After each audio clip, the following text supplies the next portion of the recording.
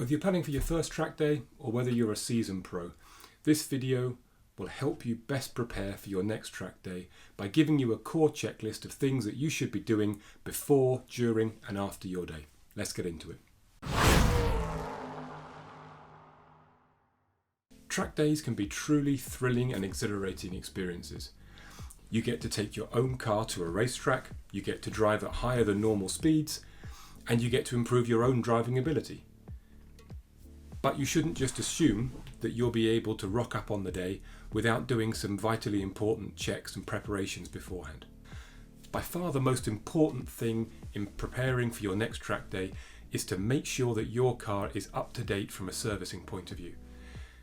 You need to check when it last had its last major or minor service.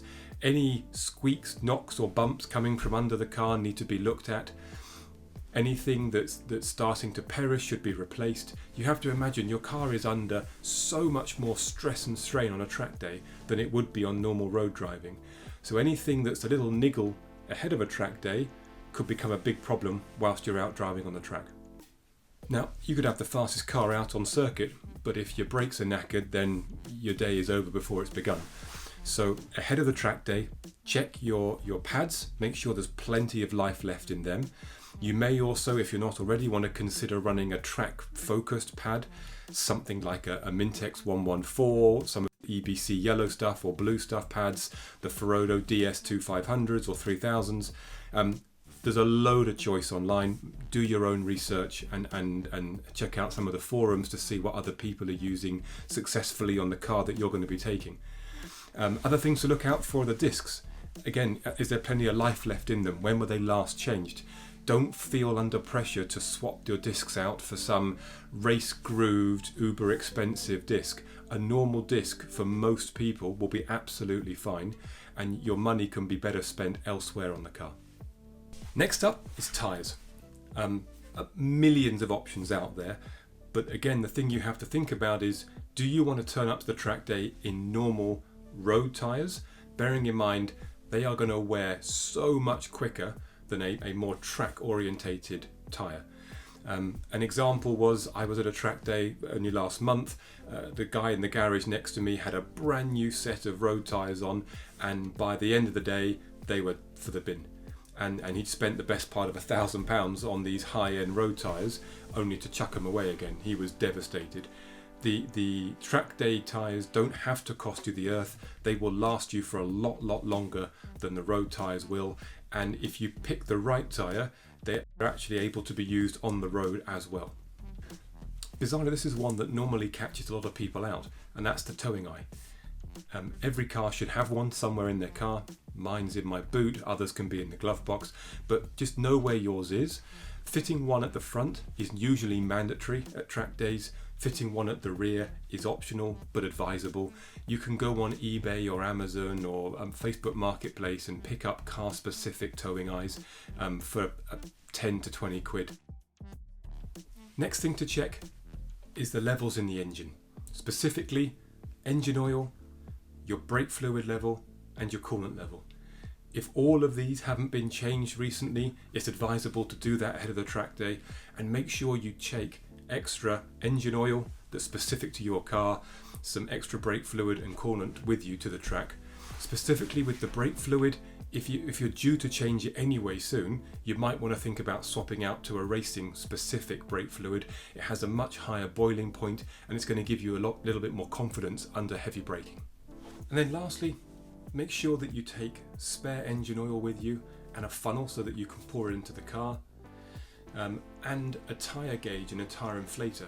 Now, if you're going to be driving your car to the track, which most do, you're going to want to have your tyres at the recommended settings, but when you're out on track, you're going to want to drop those pressures by quite a bit and play around with them throughout the day and find the setting that works best for you. But you'll need that tyre inflator to get them back up to manufacturer standards so that you can drive home at the end of the day. If you know that the track doesn't have fuel at the circuit, then you might want to bring a couple of jerry cans of fuel with you. The alternative is you're going to have to leave the track, go down the road to the nearest petrol station and fill up, and it just wastes a part of the day. And then lastly, this can be just for peace of mind, is you could look at having a fire extinguisher in the car. But I would advise you, if you're going to go down that route, don't go for a fire extinguisher, go for a fire stick. You can find them on Amazon and eBay. I'll put a link in the comments below to the one that I use. They are so much better than a regular fire extinguisher in that they actually put the fire out should the worst happen, rather than just subdue it for a bit.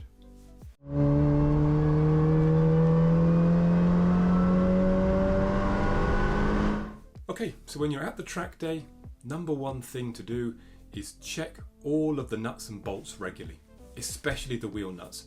You don't want to be that guy that gets wheel wobble when you're going down the back straight because you forgot to torque your nuts.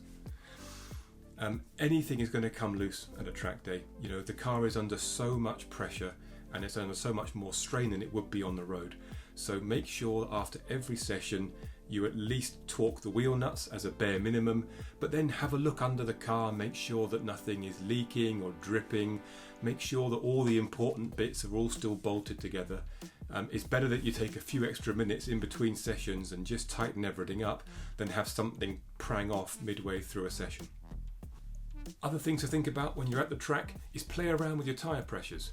As I said, you'll arrive at the circuit with the recommended settings for your car, but you're going to want to drop those settings by quite a bit in order to get the most out of your tyres. And everyone has a different driving style, every track will demand slightly different settings, so have a play around. Drop each corner by a bar, go out, try it and see, chat with fellow track day enthusiasts there and see what they're doing, and just find what works best for you. Same goes for suspension. If you're running your standard car suspension, there's probably very little that you can do in terms of adjustment, but if you've put on some aftermarket coilovers that have sort of rebound and dampening adjustment and you can adjust the ride height of the car, then my advice would be put everything kind of in the middle to start with, go out for a session and just start tweaking. Tighten things up, loosen things off, see how it affects the handling of the car. On certain circuits you're going to want settings in a certain way. Again, speak to the people that are there, see what they do. You'll probably find that a lot of the people that are going to be at this track day you're going to go to have been going there for donkey's years. They know the circuit like the back of their hand, they've had numerous track day cars, and they'll know what settings work for them. Doesn't mean to say it will work for you, but at least it will be a starting point, and you can take everyone's advice and just use it as your own when you adjust your own car. If this is your first time out on track, take it easy to start with. You know, there's going to be a real mix of abilities there. There'll be people that have been racing there most of their life. There are going to be real track day enthusiasts that will know the track like the back of their hand. And if that's not you, then don't try and keep up with them in the first session. Let your car warm up, let yourself warm up. Don't be that guy that runs out of talent and red flags the session. So think about taking the first few sessions really slowly, build up the speed, build up the cornering speed, learn your way around the circuit, learn your car's abilities, learn your own abilities, and then you'll very quickly be able to identify where you can improve.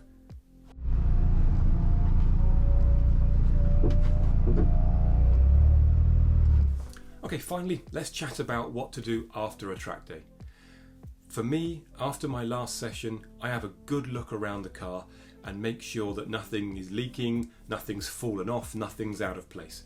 I mean, I'm quite fortunate in that I trailer my car to the circuit and back, so even if there was an issue, it wouldn't matter, but at least I know about it and I can start planning on how to fix it. If something has worn or you know you're going to need to replace it, get it ordered as soon as possible so it arrives in plenty of time for your next track day. Another thing that I'd like to do pretty much as soon as I get home, light permitting, is clean the car. The car is going to get filthy on the track. So much rubber is going to flick up and debris from the track, so I like to get that off my car as soon as possible. You don't need to do a stage 3 detail on the car after every track day, but just, you know, a simple wash mitt and some good quality car shampoo will take the most of the crud off. And then if you use a good tar remover, that will get rid of the black spots that you'll inevitably have down the side of the car and around the wheel arches. Well, I hope you found that video useful. I hope it's given you an idea of the things that you need to be thinking about before, during and after your next track day. If you like this video, I'd really appreciate you subscribing to the channel and liking this video in particular. Leave a comment, let me know the kind of videos you'd like to see more or less of for that matter. and everything that I've talked about I've put in the description below.